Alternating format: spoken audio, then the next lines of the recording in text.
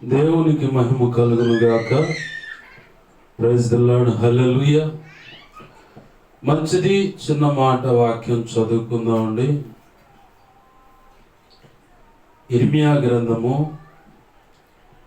18వ అధ్యాయము 18వ వచనాన్ని నేను చదువుతున్నాను, గమనించండి ఒకసారి. అప్పుడు జనులు ఇర్మియా విషయమై యుక్తిగల యోచన చేతుము రండి. యాజకుడు ధర్మశాస్త్రము వినిపించక మానడు, జ్ఞాని యోచన లేకుండా నుండడు, ప్రవక్త వాక్యము చెప్పక మానడు. వాని మాటలలో దేనిని విడవకుండా మాటలతో వానిని కొట్టుదము రండి అని చెప్పుకొనుచుండిరి. చిన్న మాట ప్రార్థన చేద్దాం. ప్రేమగల మా కన్న తండ్రి యేసయ్యా, నీకు వందనాలు, కృతజ్ఞతాస్తుతులు మా ప్రభువా. మీరు నీ కృపను బట్టి సమస్త స్థితిగతులు, సర్వ మానవాళి యొక్క పరిస్థితులు, అంతరంగిక స్థితిగతులు బాగుగా ఎరిగిన వాడవై ఉండి, మీ కృపను బట్టి నీ ప్రజలతో మాట్లాడ ఉద్దేశించి మీరు ఇచ్చిన ఈ లేఖన భాగాన్ని బట్టి కృతజ్ఞతాస్తుతులు.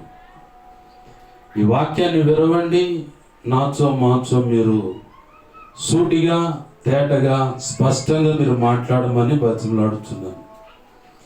నీ ఉపదేశాన్ని అడ్డగించాలని చూస్తున్న దుష్టుడు, వాడి దూతలు, చీకటి అంధకార శక్తులు, ఈ లోక సంబంధమైన దేవి దేవతలు ఎదుట పూజలు, వాటి ఆగడాలు, అడ్డు ఆటంకాలు కానీ, కుల గృహ దేవతల యొక్క దేవుళ్ళ యొక్క ఆగడాలు, అడ్డు ఆటంకాలు ఏమున్నా, ఇంకేమైనా 18వ కీర్తన 4-5 వచనాలు సెలవిచ్చినట్లుగా అలాంటి భాష్యములు ఏమైనా అడ్డుపడుతున్నా, యేసు నామములో నీవు నాకు ఇచ్చిన అధికారం చొప్పున వాటిని బంధిస్తున్నాను, అధోపాతాళంలో విసిరి కొడుతున్నాను. నీ పాదాల కింద వాటి ప్రభావాన్ని చొక్కి పట్టేసయ్యా. నీ నోట నుంచి వస్తున్న అగ్నితోను, 2 అంచుల అగ్ని వాడి అయిన ఖడ్గముతోను అవి ఇప్పుడు వేస్తున్నాము లయమైపోవును గాక. నా చుట్టూ, మా చుట్టూ నీ శిలువ రక్తపు కంచె, రక్షణ కంచె, అగ్ని కంచెని వేసి నీ మహిమేఘం మాపై ఆవరింప చేసి నీ చేతుల్లో మనం దాచిపెట్టి నిత్యము నీ కను దృష్టి, ముఖ కాంతి, తేజోమాన వెలుగు, సన్నిధి కాంతి మాపై ప్రకాశింపచేసి సర్వోన్నతుని శక్తి నన్ను మమ్మల్ని కమ్మేలా చేసి నిత్యము నీ దేవదూతలు అగ్ని వంటి రథముల సైన్య సమూహాన్ని మా చుట్టూ కావలిగా ఉంచి, నీవే నీకు ఇష్టమైతే పరిస్థితులు, స్థితిగతులు బాగుగా ఎరిగిన దేవుడవు కాబట్టి నీవే అగ్ని ప్రాకారమై మా చుట్టూ ఉండి నీ ఆత్మకార్యములు జరిగించమని బతిమలాడుతున్నాను. దేవా, మాతో ఉండండి. మేమున్న ఈ స్థలం ప్రాంతాన్ని సినాయి పర్వతంగా చేసి స్తుతి సింహాసనాసుడు మీరు బలమైన సన్నిధి, తేజో, మహిమ, ప్రభావం, పునరుత్థాన శక్తి, శిలువ రక్త ప్రభావం చేత ఈ స్థలాన్ని, ప్రాంతాన్ని నింపమని, అది నలుదిక్కులకు వేస్తున్నాములో స్ప్రెడ్ అవునట్లు సహాయం చేయమని, అది మేము అనుభవించేలా సహాయం చేయండి. మీరు మార్చండి, మా అందరితో మాట్లాడమని బతిమలాడుతున్నాం. సమస్త అల్లరి, చీకటి, అంధకార శక్తులు అలజడి వేస్తున్నాములో బంధిస్తున్నాను. ఈ కార్యము జరిగించమని, నీ పక్షం వహించిన నేను బలహీనయ్యా. నా విధేయత, అతిక్రమ దోషాలు, పాప దోషాలు, ఆజ్ఞాతిక్రమలు పునః క్షమించి నీ శిలువ రక్తం కడిగి పవిత్రపరచు. నీ పరిశుద్ధాత్మతో నింపమని, ధారాళమైన నీ ఆత్మ నడిపింపు, లేఖను ప్రత్యక్షత, ఆత్మ ప్రత్యక్షత, వాక్శక్తినిచ్చి ఈ అల్పుని సిలువ చాటును మరుగుపరిచి, అల్పుని ముఖాంతరంలోంచి మీరు కనపడుతూ నా నోటిని మీ నోటి పొరగా చేసి మీరే నాతో మాతో మాట్లాడమని బతిమలాడుతూ ఇచ్చిన లేఖనాన్ని బట్టి మరొక్క మారు నీకు కృతజ్ఞతాస్తుతులు చెల్లిస్తూ యేసయ్య ఉన్న తనంత శక్తిగల నామం అడిగి వేడుకొని ప్రార్థించి సమస్తం పొందుకొని నేను మహిమపరుచుకుంటూ నీ కృతజ్ఞతాస్తుతులు చెల్లించి నీ కృపాహస్తాలకు నన్ను మమ్మల్ని అప్పచెప్పుకున్నాం మా తండ్రి. Amen, amen, amen. మంచిది.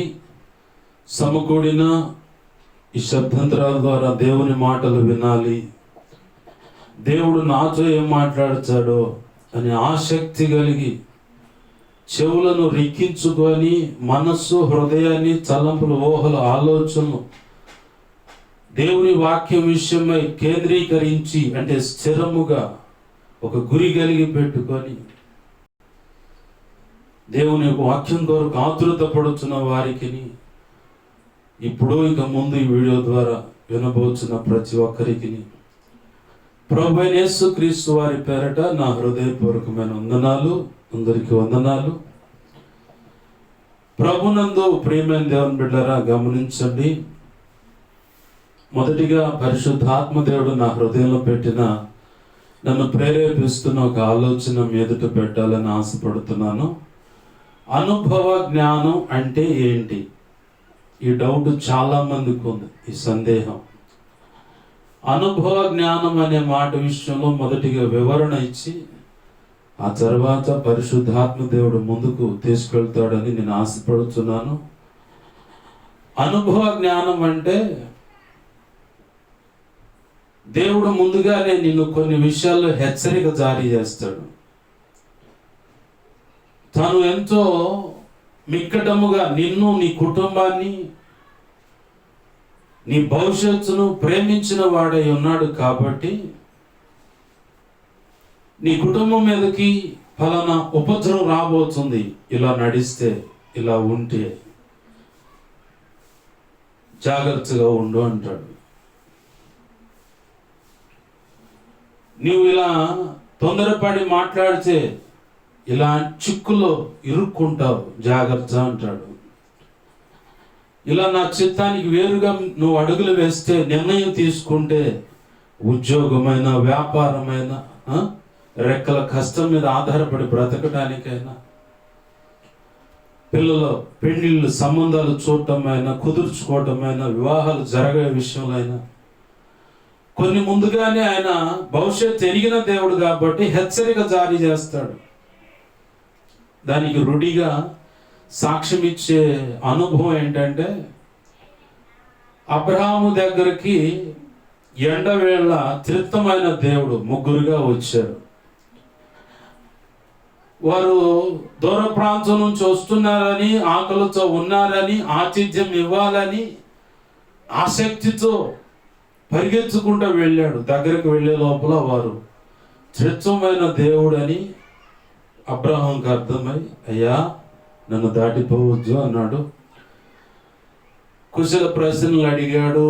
అంతకంటే ముందు చేతికి నీళ్ళు ఇచ్చి కాళ్ళు చేతులు కడుక్కోమని, తను దేవుని కొరకు ఏర్పాటు చేసుకున్న ఒక ప్రత్యేకమైన గుడారంలో వారిని సేదతీరండి అని చెప్పని, అంటే కొంచెం సేపు రెస్ట్ తీసుకోండి అని చెప్పి, తన భార్యను మా పిండి రెడీ చేయి, రొట్టెలు రెడీ చేయి అన్నాడు. పనివాడికి చెప్పాడు. మంచి కొవ్విన బలము గల ఒక దూడను తీసుకువెళ్ళిచ్చి దీన్ని శుభ్రం చేసి మాంసం కూరకి రెడీ చేయండి అన్నాడు. అప్పటికప్పుడు అన్ని సిద్ధపరిచాడు. అంతా అయిపోయింది. అబ్రహామును, శారమును ఆశీర్వదించాడు. వెళుతూ వెళుతూ వెళుతూ అని అంటాడు, నేను చెయ్యబోనది అబ్రహాముకు తెలియకుండా ఎలా ఉంచుతా?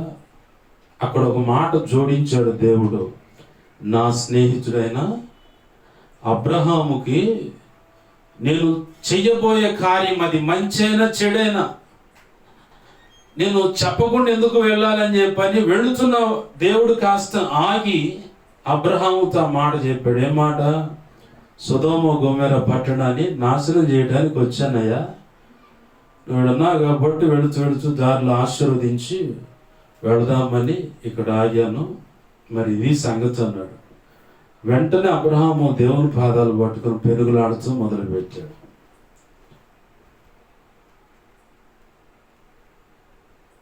ఇది ఒక అనుభవం. అయితే ఈ అబ్రహాం ప్రార్థన విన్న దేవుడు లోతును కదిలిస్తున్నాడు. లోతు, నీకు ఇక్కడ ఎవరెవరు ఉన్నారో వారందరినీ తీసుకొని బయలుదేరాడు నుంచి, వాళ్ళందరినీ తీసుకొని బయలుదేరు, అదిగో నేను చూపిస్తున్న ఆ కొండ ఎక్కు అన్నాడు. లోతు అంటాడు, ఆ కొండ కాదు ప్రభువా, ఆ చిన్నదైన గ్రామం. అయ్యా ఆ కొండ ఎక్కువయ్యా అంటే, కాదు ప్రభు, ఈ చిన్నదైన గ్రామం. సరే ముందు సమయం సమీపించింది కాబట్టి, ఆ ఉగ్రత సమయం నిర్ణయమైంది కాబట్టి నువ్వు ఇక్కడ నుంచి త్వరపెట్టు అని చెప్పని నీకెవరెవరు ఉన్నారో వాళ్ళందరినీ తీసుకొని బయలుదేరన్నాడు. ఇంకొన్నాళ్ళలో ఆ ఇద్దరు కూతురు పెళ్లి చేద్దామని అక్కడున్న వాళ్ళనే మంచి వాళ్ళు సెలెక్ట్ చేసుకోండు. అయితే ఆత్మీయతలో సెలెక్టింగ్ లేదు, కానీ లోకపరంగా మంచి బుద్ధి జ్ఞానము మంచి లక్షణాలు కలిగిన వ్యక్తిని లోతు కుమార్తెల కోసం అల్లుళ్ళుగా ఏర్పాటు చేసుకొని వాళ్ళతో వీళ్ళు సరదాగా ఉంటున్నారు. ఆ సమయంలో ఇంకెటు కూడా పెళ్లి చేయాలనుకుంటున్నాం కాబట్టి అల్లుళ్ళు దగ్గర పోయి అంటున్నాడు, అయ్యా దేవుడు ఉగ్రత రానిపోతా ఉన్నాడు ఈ ప్రాంతం మీదకి, దయచేసి మీరు కూడా మాతో పాటు వస్తే మనమంతా క్షేమంగా ఉండగలుగుతాడు. ఊరుకో మావా, ఆకాశం తెరవబట్టింది, అగ్నికణాలు గుర్తు మీద పడుతుంది, ఇదంతా నాశనం అవుతుంది. అసలు ఆ దేవుడు అంటే ఇవన్నీ అసలు ఇవి అంత ట్రాష్, ఇదంతా ఉట్టిదే అని చెప్పని లోతుని ఎగతాళి చేశారు. కానీ లోతు భార్య పిల్లలు మాత్రం దేవుడు రక్షించాలని లోతు యొక్క సమీప బంధువే కదా అబ్రహాము. ఏది అబ్రహాము యొక్క ప్రార్థనను బట్టి లోతు భార్య పిల్లలు కాపాడటానికి దేవుడు అని తొందర పెడుతూ చెప్పిన మాట ఏంటంటే, ఎనికి తిరుగు చూడమాకండి ఏం జరుగుతున్నా. ఇక్కడ ఈ సందర్భంలోనే మీకు విలువైన సబ్జెక్ట్ దొరుకుతుంది. అనుభవ జ్ఞానం అంటే ఏందన్నారు కదా. అబ్రహామేమో దేవుని ఫలితనం బాగానే ఎరిగిన వాడే, ఆయన చెప్పిన మాటకు లోపడ్డాడు కాబట్టి, ప్రతి విషయంలో అడుగులు వేస్తూ నడుస్తున్నాడు కాబట్టి, అబ్రహాంకు అనుభవ జ్ఞానం ఉంది కాబట్టి దేవుడు కోపం ఎంత, ఉగ్రత ఎంత, పరిస్థితులు ఎలా చక్కబెట్టగలడు, ఆయన ఏదైనా చేయడానికి సమర్థుడని అబ్రహాం 100% నమ్మాడు కాబట్టి దేవుడు చెప్పిన మాట అబ్రహాము నమ్మించేది అతనికి నీతిగా ఎంచబడిందంట. ఆదికాండము 18వ అధ్యాయం ఈ మాట ఉంటుంది. ఇదే మాట హెబ్రీ పత్రికలో కూడా అపోస్తుడైన పౌలు మళ్ళీ ఉటంకించి అంటే ఎత్తిపట్టి సాక్ష్యం ఇస్తున్నాడు. ఆమేన్, హల్లెలూయా. మరి యేసు ప్రభు అన్నాడు, ఒక ఆమెను జ్ఞాపకం చేసుకోండి, ఎవరు ఆమె? లోతు భార్యని. అలా ఉండమాకన్నా. కారణం, ఎరికి తిరగొచ్చు అంటే ఎరికి తిరిగింది, ఉప్పు స్తంభంగా మారిపోయింది. లోతుకేమో ఒక విలువైన గుణపాఠం అంటే తప్పు చేసినప్పుడు వినకుండా అడుగులు వేస్తే తగిలే దెబ్బ, ఆ తర్వాత తిరిగిన దాన్ని బట్టి పరిస్థితులు చక్క పెట్టుకొని సరిగ్గా సెట్ అవుట్ అవుతారు చూడు, దాన్నే గుణపాఠం.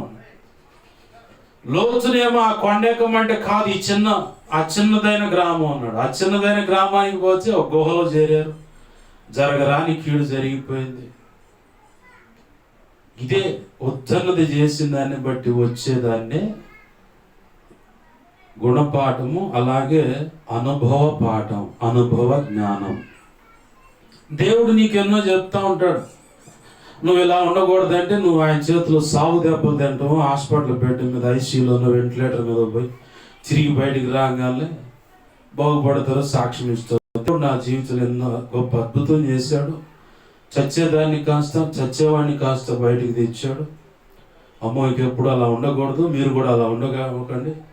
ఇలాంటి మూర్ఖత కనబరిచేవాళ్ళు ఎవరైనా ఉంటే సరి చేసుకోండి అని చెబుతా చూడు.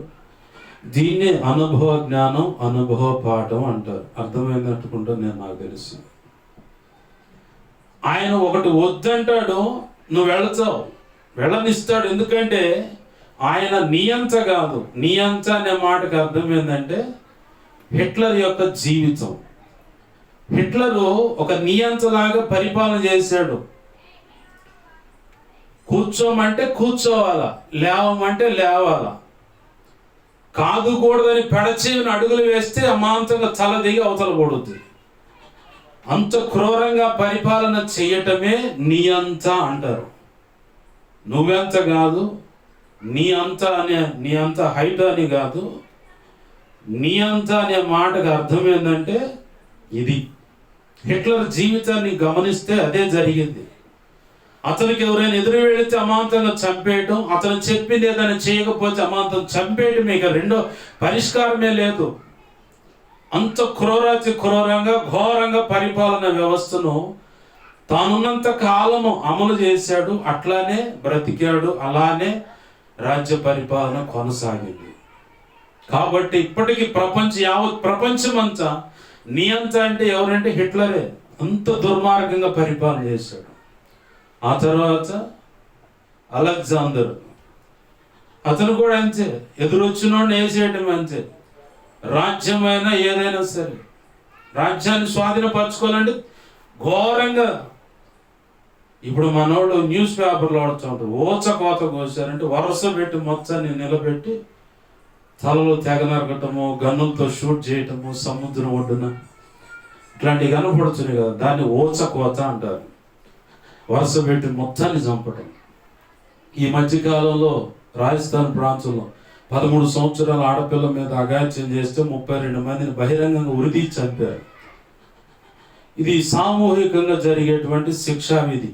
కానీ కొంతమంది ఒక దేశాన్ని భయపెట్టాలంటే, ఒక దేశంలో అవతల దేశం యొక్క అలజడి ఉనికి యువతల దేశంలో కనపరచాలనుకున్నప్పుడు తానెంత గొప్పవాడు, శక్తివంతుడు, ఏమైనా చేయడానికి సమర్థుడు అన్న సంగతి వారు టార్గెట్ చేసుకున్న దేశ ప్రజలను కొంతమంది, లేదా ఆ దేశ సరిహద్దుల్లో ఉన్నటువంటి జవాన్లు కొంతమందిని తీసుకొని పోయి అందరూ చూడాలని వీడియోలు పెట్టి మరి చంపేస్తారు ఘోరంగా. ఇంకా అర్థం కావాలంటే మణిపూర్ ప్రాంతం, దీని నియంత పరిపాలన అంటారు. యేసుప్రభు వారు నియంత కాదు, ఆయన నీకు స్వేచ్ఛనిచ్చాడు. ద్వితీయోపదేశకాండంలో మోషే ద్వారా ఇజ్రాయిలీలతో అంటా ఉన్నాడు, ఓ ఇజ్రాయిల్ ఇనుము, జీవము మరణము, కీడు శాపము ఆశీర్వాదం నీ ఎదుట పెట్టా, ఏది కావాలో అది తీసుకో. నీకు స్వతంత్ర అభిప్రాయము, స్వతంత్రంగా ఒక నిర్ణయం తీసుకునేటువంటి హక్కును దేవుడిచ్చాడు. కాబట్టి నువ్వు పొరపాటులో వెళుతున్నా, పాపంలో బ్రతుకుతున్నా, మేలైన జీవితంలో ఆశీర్వాదకరంగా నువ్వు బ్రతుకుతున్నా, ఆయన కనిపెడతానే ఉంటాడు. ఈ పాపపు బ్రతుకులైనా పొరపాటు బ్రతుకులైనా నువ్వు చేస్తున్నది వాస్తవంగా మేలా కీడన్నది వివేచిస్తావా లేదని. ఆ వివేచన పరిణితి అంటే ఆ పరిపక్వత నీ మెదడులో ఉంది, నీ మనసులో ఉంది. ఒక కరెక్ట్ అయిన డెసిషన్, ఒక నిర్ణయం తీసుకోవడానికి కూడా నీకు ఈ తల భాగంలో ఉన్నటువంటి ఈ మెదడు బాగా పనిచేస్తుంది. అది సరిగా పనిచేయనోడైతే కరెక్ట్గా హైదరాబాద్ ఎర్రగడ్డ హాస్పిటల్లోనూ, రాజమండ్రి మెంటల్ హాస్పిటల్లోనూ ఉంటాడు. ఈ రెండు ఒకటే. హైదరాబాద్ ఎర్రగడ్డలో కూడా మెంటల్ హాస్పిటల్ ఉంది, రాజమండ్రిలో కూడా మెంటల్ హాస్పిటల్ ఉంది. ఈ రెండు చోట్ల ఉంటావు. లేదంటే తల్లిదండ్రులు పడేయటం ఎందుకు అనుకుంటే వాళ్ళ ఇళ్ళలోనే పెట్టుకొని ఆ మనోవేదన అనుభవిస్తూనే ఉంటారు. మొన్న ఈ మధ్య పామూరు ప్రాంతానికి వెళ్ళినప్పుడు కట్ట కింద పల్లె అంట, ఆ పేరు భలే చిత్రంగా ఉంది. ఒక తల్లికి మాటలు లేవు, ఆ తల్లి కడుపును తోడబుట్టిన వాడే మరి మాటలు లేవు, జ్ఞానం లేదు, నిద్ర ఉండదు, రాత్రి పగలు కేకలు పెడుతూనే ఉంటాడు అతను.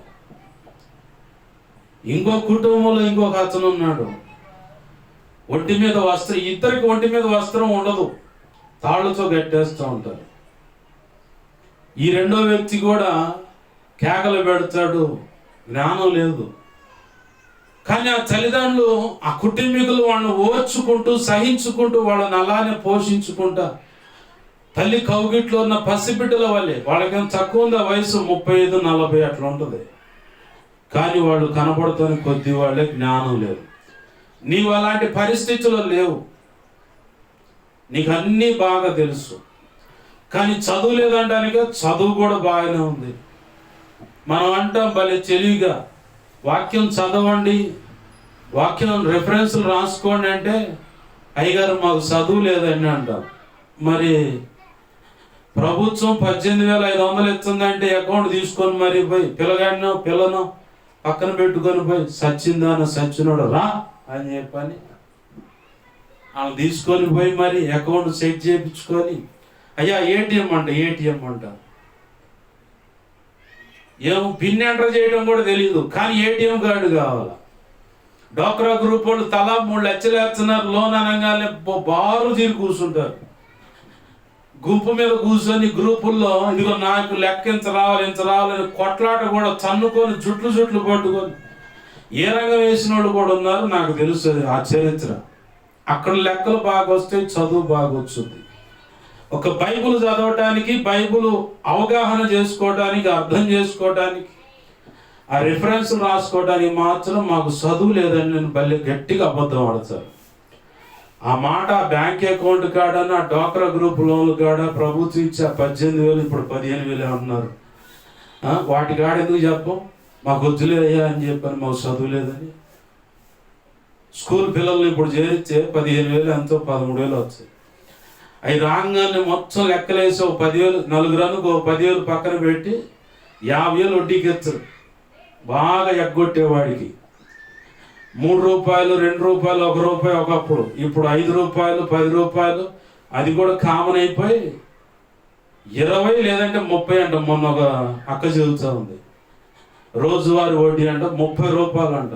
వాడు బతుకుతుడా పోతుడా నెట్నే ఆ 30 రూపాయలు వడ్డీ వసూలు చేసేవాడు. ఇలాగా కొంతమంది ఇళ్ళలో గుర్తొచ్చింది కాదు చెబుతున్నాం. ప్రభు ఎందుకు గుర్తు చేస్తాను? అమ్మో 50,000-60,000 మిగల్చట్లేదు, ఈ కాకుండా ఇంకా ఎక్స్ట్రా ఖర్చు పెట్టి ప్రైవేట్ స్కూల్లో పిల్లలు చదివిస్తున్నారు. అమ్మో లచ్చ అని చెప్పని గుండెలో బాదుకుంటున్న అత్తమామలు, భర్త నచ్చదుగా. మరి ఏం చేస్తాం? మరి వాళ్ళ జీవితం బాగుపరచేది కాదు. ఎందుకంటే వీడు అడుక్కోవాలా, ఏదో కొళ్ళకాడు ఈడు కూర్చున్నట్టే వాడు కూడా కూర్చోవాలా. అయ్యా బాబు అని భిక్షాటన చేయాలి, అంటే అడుక్కోవటం. తల్లిగా తండ్రిగా బాధ్యత తిరిగిన వాళ్ళు ఏమో చదివించడానికి రెక్కలు కొల చేసుకొని ముందుకెళ్ళడానికి ప్రయత్నం చేస్తుంటే, ఈ దౌర్భాగ్యులు మాత్రం మా బతుకులు ఇక్కడే ఉన్నాయి కాబట్టి వాడు బతుకులు వెలుగుమయంగా ఉండకూడదు, ఆశీర్వాదకరంగా ఉండకూడదు. అమ్మో 4 పిల్లలు అయితే 60,000 లేదా 13,000 వస్తున్నారు పెట్టుకుంటా. 4 10 40, 4 3 12, 52,000. వామ్మో 52,000 వడ్డీకి ఇచ్చే ఎంత నెలకి? 5 రూపాయల కాడికి 5 5 25. అమ్మమ్మ ఎంత వడ్డీ నష్టం. ఏమి లెక్కలు వేసుకుని ఆ కోడలు చదువుతున్నారు, చదువుతున్నారు. అయితే మాత్రం నేను చెబుతున్నా, అలాంటి పరిస్థితులు ఎవరైనా ఉన్నా, ఈ వీడియో ద్వారా వాక్యం ఉంటున్న వాళ్ళు ఎవరైనా ఉన్నా, దేవుడు కోపాన్ని రుచి చూస్తారు ఖచ్చితంగా. బిడ్డల భవిష్యత్తు ఆశీర్వాదకరంగా ఉండాలని చెప్పిన తల్లిదండ్రులు పాటుపడుతుంటే కుట్రలు కుతంత్రాలు లేనిపోయి ఎక్కించి యాడోని సభ్య సమాజంలో మానవతా విలువలు ఎప్పుడో మంట కలిపిపోయి దరిద్రంగా మారిపోయిన పరిస్థితి. సరే, మెట్టుకు సబ్జెక్ట్లోకి వద్దాం. అనుభవ జ్ఞానం అంటే ఏందో అర్థమైంది అనుకుంటున్నాను నేను. ఇట్టి అనుభవ జ్ఞానాన్ని నీకు అనుమతిస్తాడు దేవుడు, వెళ్ళనిస్తాడు. పడాల్సిన దెబ్బలన్నీ పడతాయి. అమ్మా, మగపిల్లలతో ఎక్కువసేపు కాలక్షేపం చేయమాక, బజార్లో అరుగుల మీద కూర్చొని అట్లా స్వతంత్రంగా స్వేచ్ఛగా దగ్గరగా అట్లా మాట్లాడమాకమ్మా. ఈడికి వచ్చిన పిల్లవు నువ్వు. దగ్గరున్న వాళ్ళకి అయితే మీ సంగతి అర్థమైంది, కానీ దూరాన్ని చూసే వాళ్ళకి నీ సాక్ష్యం పడేది. తప్పుడుగా ప్రచారం ఏంటి? చిన్నటి నుంచి ఫ్రెండ్, మా మధ్య అట్లాంటిది ఏం లేదు, ఎవడో ఏదో కారు కోసుకొచ్చాడు వాడు పనికిమాలినోడు అని చెప్పని బాగా మాట్లాడు. మంచి కంపెనీ రాయబడంగానే ఇంట్లో కూర్చొని ఏడుస్తాడు. తల్లి అంటది, నేను చెప్పా కదా పనికిమాలిందానా, కూర్చోవద్దని. నువ్వు వయసుకు వచ్చిన దానివి, చిన్నపిల్లవు కాదు. నేను చెప్పా కదా. ఏ అనుభవ జ్ఞానాలు. ఇప్పుడు ఇలాంటి అనుభవంలో ఆల్రెడీ నీ తల్లి ఏ విషయంలో కానీ లేదా ఆమె జీవితంలో అనుభవం లేకపోయినా అవతల వ్యక్తులు నడిచిన విధానాన్ని బట్టి వచ్చిన అనుభవం చూసినటువంటి ఆ సంగతులు హృదయంలో పదిలంగా ఉంటాయి. ఆ జ్ఞానాన్ని బట్టి నీకు సలహా ఇచ్చి మనకెక్కదు. పడాల్సిన రాయి పెద్ద బండ మీద పడితే అప్పుడు దిగుద్దు మంపు. ఈ మంపు దిగిన తర్వాత ఎవరైనా అలాంటి బ్రతుకుని ఎదుటి బ్రతుకుతుంటే వాళ్ళు ఇవ్వడానికి ఈ మాటలు ఉపయోగపడతాయి. దీన్నే అనుభవ జ్ఞానం, అనుభవ పాఠం అంటారు. ఆమేన్, హల్లెలూయా. ఇది ఒక సాక్ష్యం విషయంలో కావచ్చు, దైవ చిత్తానికి వేరుగా ఉద్యోగం చేయడానికి ప్రయత్నం చేస్తారు. అబ్బా వాళ్ళని చూడాలి. నేనైతే కొన్ని కుటుంబాల గురించి దేవుడు నాతో ఇంకా ఘోరమైన జరుగుతాయి ఆ ఇళ్లలో. వాళ్ళు సరి చేసుకోకపోతే జరిగేది ఇదే అని. సరే నీ ఇష్టం ఎట్నో చేసుకో ప్రభు. మనం అనుకోవచ్చు ఈ సంగతి నీకు తెలిసిన తర్వాత నువ్వు ప్రార్థన చేయొచ్చుగా అని. ఆయన నేను చేసేది అన్న తర్వాత ఎంత మొచ్చుకున్నా, తల్లకిందులు తపస్సు చేసినా అది ఆగదు. మార్పు ఎక్కడ జరగాలంటే నీలో జరగాలి. నువ్వు సరిచేయబడితేనే ఆ ఉపద్రవమైన, ఆ నష్టమైన ఆగేది, ఆ రోగమైన నయమయ్యేది. నువ్వు పైన షో చేసావనుకో ఆయన ఇంకా తెలియగలవాడు. నేను అప్పుడప్పుడు చాలా మందితో సృష్టికే ఆయన చేతి చేత నిర్మించబడిన ఈ మనిషికే ఇన్ని తెలివితేటలు ఉంటే అనంత జ్ఞాని ఆయన. ఆమేన్, హల్లెలూయా. భూత భవిష్యత్ వర్తమాన కాలాలన్నీ బాగుగా ఎరిగిన దేవుడు.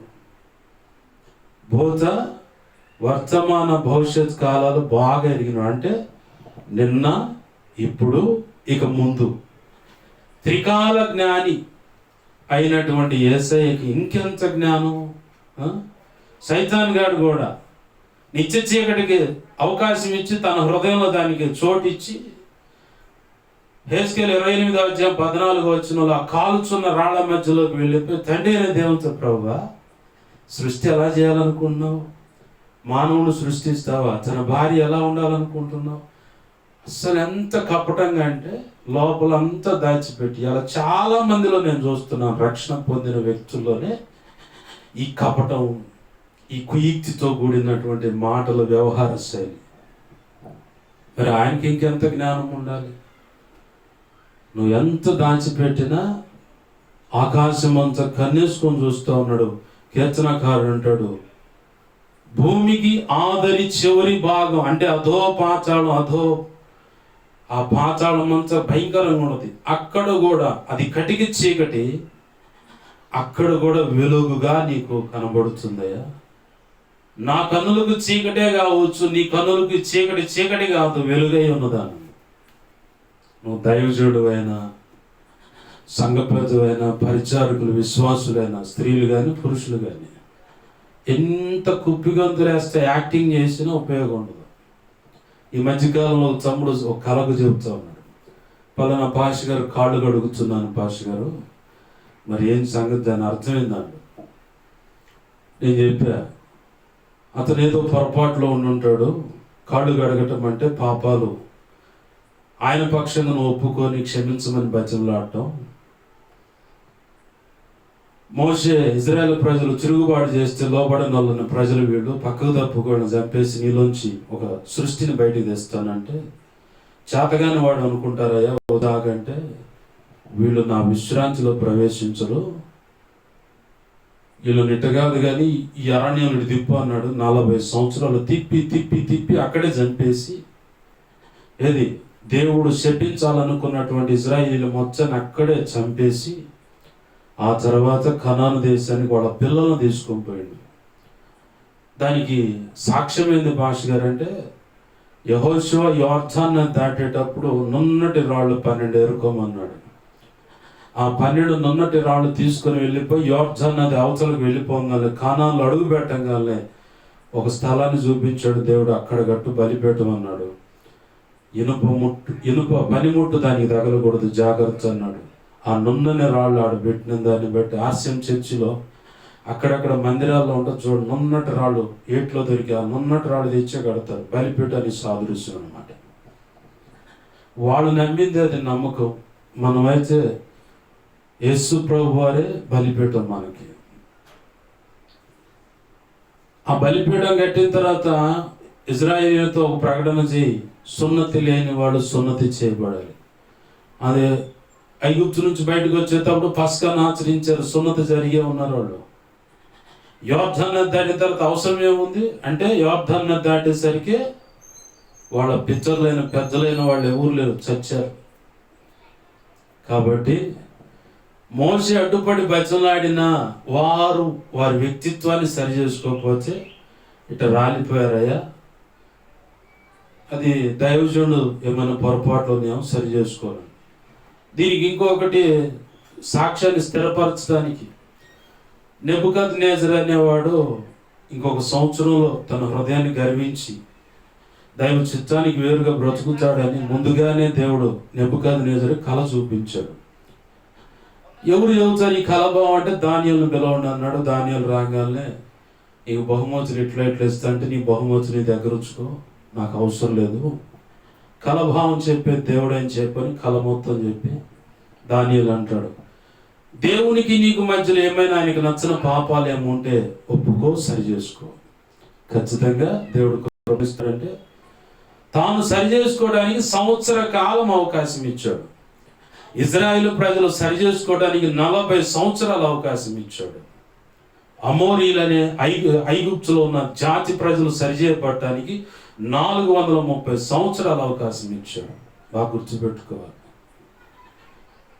ఇదయ్యా సంగతి అని చెప్పని దైవజనుడు ఆ కాళ్ళు కడుగుతున్న కళ గురించి చెప్పారు. ఇది మాత్రం కన్ఫర్మ్ అయ్యా. ఒకటి తగ్గించుకోవటం ఉంది, రెండవది ఏమో పాప దోషాలు. దానికి యెహోషువ 5వ అధ్యాయము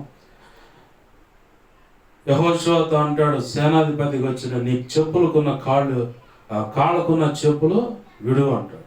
పరిశుద్ధ స్థలం అంటే చెప్పులు అనేది ఎక్కడెక్కడ మురికంత తగిలించుకొని వచ్చేదానికి సాదృశ్యం. ఆ చెప్పులు అనేది సమాధాన సువార్తకు కూడా సాదృశ్యం. ఆ కళ భావాన్ని బట్టి పరిస్థితులు అర్థాలు మారిపోతాయి. మోషేతో కూడా అంటాడు కదా దేవుడు, మండుచున్న పొదను చూసి ఒక అడుగు ముందుకే పోతుంటే, మోషే ఆగు, ఈ కాళ్ళకున్న చెప్పులు ఇది పరిశుద్ధ స్థలం అన్నాడు. అంటే ఒక కోణంలో పాపానికి సాదృశ్యం, దోషాలకు మలినానికి సాదృశ్యం. ఎఫెసీ 6వ అధ్యాయాన్ని బట్టి చూస్తేనేమో 13-18 వచనాల భాగం చూస్తే సమాధాన సువార్తకు అను జోడు తగిలించుకున్నాను. దయచేసి ప్రభునందు ప్రేమైన దేవుని బిడ్డలారా గమనించని, అర్థమైంది అనుకుంటున్నాను అనుభవ జ్ఞానం అంటే ఏందో. దేవుడు వద్దన్నది నువ్వు చేసిన తర్వాత నీకు పడే దెబ్బలు, తెప్పలు, అప్పులు, రోగం, పరిస్థితులు చల్లకిందులు అవటం, కొంతమందికి ప్రాణాలు కూడా కోల్పోతారు. కొన్ని కుటుంబాల్లో దైవ చిత్తానికి వేరుగా అడుగులు వేసి ప్రాణాలు కూడా నేను చెప్పను, నాకు తెలిసి ప్రభు తను ఆ కుటుంబాన్ని కాపాడాలనుకున్నప్పుడు చాలా సందర్భాల్లో నా ద్వారా కొన్ని కుటుంబాలకు ఆ వ్యక్తులకు కొన్ని విషయాలు చెప్పించాడు. ఇలా ఉంది జాగ్రత్త అని. నేను చదలవాళ్ళు సేవ ప్రోత్సహించి వచ్చేటువంటి మా మేనత్త వాళ్ళు, అమ్మా 2025లో చివరి అమావాస్య ఆదివారం, ఈ సంవత్సరంలో లేదులే ఆదివారం అమావాస్య ఈ సంవత్సరం లేదు, 2025లో మాత్రం ప్రతి దగ్గర 3-4 వచ్చినాయి. అలా ఆ చివరి అమావాస్య ఆదివారం వచ్చింది. నేను చెప్పా, ఇంటికాడికి రావాలి, ప్రార్థన చేస్తాను, ప్రమాదం ఉందంటే అయ్యా అని చెప్పని చివరికి ఒక బడా దోస్త్ అనే బండి కుర్చీలు వేసుకొని వెళ్తూ ఉంది. ఆ మంగళగిరి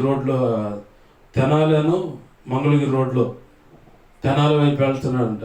గుద్దితే అంతే బండి గుల్ల అయిపోయింది. రోడ్డు మీద అంటే జమ్మన పడిపోయి అట్నే కూర్చొని చూస్తూ ఉంటా. ఆ ఫోటోలో చూస్తే లెఫ్ట్ సైడ్ తల, గోడ, ఈ సైడ్ అంతా లోపల బాగా గుల్ల అవటం అంటే బాగా దెబ్బలు తగిలే.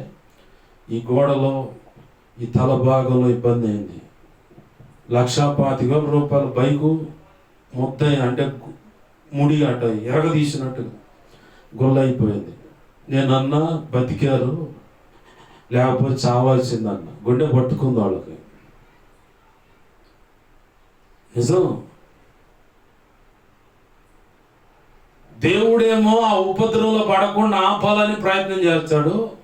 కొంతమంది ఏమో మొండి చనువుతో, ఓ చల్లి అయితే తప్పట్లేదు సాక్ష్యం ఇవ్వాలి కాబట్టి మా భాష గారు ఒప్పుకోడు.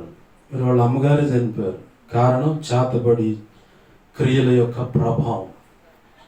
ఆ ప్రాణం పోకముందే దేవుడు ముందుగానే 1 సంవత్సరం కాలం సమయం చెప్పిన, సంవత్సర కాలం లోపు జరిగిన వ్యవహారం ఇది. ప్రాణం పోకముందే ఆ ఉపద్రవం నుంచి బయటేయడానికి ఈ అల్పుని వెళ్ళి ప్రార్థన చేయమంటే నేను అడిగే పర్మిషన్, ఎందుకంటే వాళ్ళని అడగాలి కాబట్టి. నాకు చెప్పాడు అమాంసంగా దూరటానికి కుదరదు. ఇప్పుడు ఎవరు నష్టపోయారు, నేనా లేకపోతే వాళ్ళ? దేవుడా?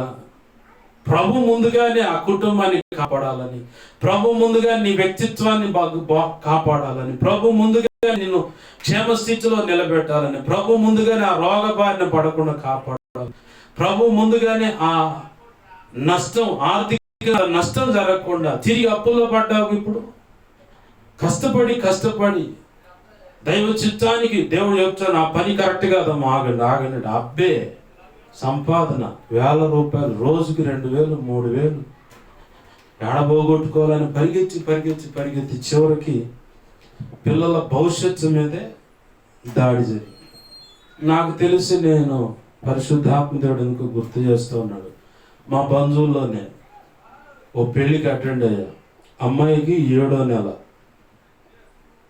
వాడు ఎక్కడో ల్యాబ్ టెక్నీషియన్గా పనిచేస్తా ఓ ముస్లిమ్స్ అమ్మాయిని ప్రేమించి వాళ్ళు ముందుగానే తొందరపడ్డారు. కట్ చేస్తే 7వ నెలలో పెళ్లి జరిగింది. నా జీవితంలో పరిచారకుడుగా ఉన్నప్పుడు ఒక పెళ్లి చూసా, సేవకుడుగా ఉన్నప్పుడు కూడా ఒక పెళ్లి చూసా. అమ్మాయికి 5 వెళ్ళిపోయి 6 ఎంటర్ అవుతూ ఉంది. ఈ లోపల పెద్దలు అడావుడిగా పెళ్లి చేస్తాను. ఎందుకంటే ఈజీగా అర్థమైపోద్ది. సాదాసీదాగా ఏమీ లేనటువంటి వ్యక్తి అయితే ప్రశాంతంగా ఆ చైర్లో కూర్చోగలుగుతుంది. ఇట్లా కాకుండా ఎగశ్వాసగాను అనీజీగాను కూర్చుంటే అమ్మనే అర్థమైపోద్ది. ఏమంటే మనం అదేమన్నా తప్ప కప్పి పెడతానికి ఇవాళ కాకపోయినా 2 రోజుల తర్వాత అయినా అది బయటకు కనపడదు. దీనివల్ల నా బంధువుల్లో ఉన్న కుటుంబంలో హ్యాండిక్యాప్డ్ అమ్మాయి, తన చెల్లి, అన్న పెళ్ళయింది 7వ నెల అమ్మాయితో. అందరూ చూస్తూనే ఉన్నారు బంధువులంతా. ఏమంటారు వాళ్ళు? పరువు ఊరిపోద్ది. తిరిగి మళ్ళీ దేవుడు ఆ కుటుంబాన్ని కట్టాలని ప్రయత్నం చేసి వీళ్ళు మాత్రం కొలము అని చెప్పని రకరకాల కొలతలు చూసుకుంటూ ఉంటారు. ఇట్లా కొలతలు చూసుకునే వాళ్ళకి ఎట్లాంటి పెడదెబ్బలు పడేది. మా కుటుంబం గురించి అంత ఎక్కిరిచ్చి ఉంటారు వాళ్ళు. అయితే ఆ 7వ నెల పెళ్ళి అని చెప్పని ఇప్పుడు నోరెత్తడానికి లేదు, మౌనంగా చూస్తున్నారు. ఒక ఆడపిల్ల అంతే పెళ్లి కాకుండా ఉంది. పోలియో ద్వారా హ్యాండిక్యాప్డ్ ఆ పిల్ల. మేనమామలు అవుతారు మా ముత్తాత అటువైపు నుంచి. ఎందుకు ఈ మాటలు చెబుతున్నా అంటే, ఒకడు కొట్టాలంటే పెడగానే దేవుడు దెబ్బలు బాది లైన్లో పెడతాడు. మళ్ళీ ఆయనే ఆశ్చర్యకరముగా ఆశీర్వాదకర మార్గంలో తీసుకెళ్ళి కరెక్ట్గా నిలబెట్టి ఆయన అనుకున్న పని జరిగించుకుంటాడు. ఆశీర్వాదం ప్రతి తరానికి పంచుతాడు. ఆమేన్, హల్లెలూయా. అది నువ్వు సరి చేసుకొని ఆయన మాటకు విధేయత చూపిస్తేనే, అది కూడా బాగా గుర్తుపెట్టుకోవాలి. నీ రోగం తగ్గాలన్నా ఆయనకు విధేయత చూపి సంపూర్ణంగా మార్పులోకి వచ్చి ఆయన పాదాలు పట్టుకుంటేనే. మార్పు చెందకుండా ఉపవాసాలు ఉండి రాత్రులు జాగరణ ప్రార్థన కన్నీరు విడిచి నెత్తి నోరు బాదుకున్నా, గుండెలు బాదుకొని బోర్ నేర్చిన అంతే చూస్తూ ఉంటాడు ఆయన. అది మాత్రం 100% నేను గ్యారంటీ కార్డు రాసిస్తా. నా బ్రతుకులో నేను అనుభవించాను కాబట్టి ప్రభు చిత్తానికి వేరుగా 4.5 సంవత్సరాలు ప్రార్థన చేసి, కాదు ప్రభు, చిలకలూరిపేటలో వాళ్ళు సెమినార్లు జరుగుతున్నాయి, నేను పోచా, నేను అసలు ఈ సంఘంలో ఉండనంటే ఆయన ఏడా ఉండాలంటాడు. 4.5 ఏళ్ళు ఏడ్చి ప్రార్థన చేశాను. యాడికి పోనిలా, పోతే దారిలో యాడ చంపుచ్చులో బిలాను కనుక వార్నింగ్ ఇచ్చి ఆ తర్వాత ఒకనొక రోజు యెహోషువ కాలంలో బిలాం భయంకరమైన చావు చేస్తాడు. అది కూడా యెహోషువ గ్రంథంలోనే ఉంది. ఈ గుర్తొచ్చి ఉండేదేదో ఆడే ఉంటే పోతే ఈ గోళం ఎందుకని చెప్పని ఆయన చెప్పిన కాడ కూర్చుండేవాడు. కానీ అడుగుతూ ఉండేవాడు, ఇటు చేయి అని చెప్పాను. ఆడిగిరా నువ్వు పోయేది ఆడ కూర్చొనేవాడు. అనుభవ జ్ఞానం అంటే అర్థమైందని నేను పరిపూర్ణంగా విశ్వసిస్తా ఉన్నాను. దేవునికి మహిమ కలుగును గాక. హల్లెలూయా. సబ్జెక్ట్లోకి వద్దాం.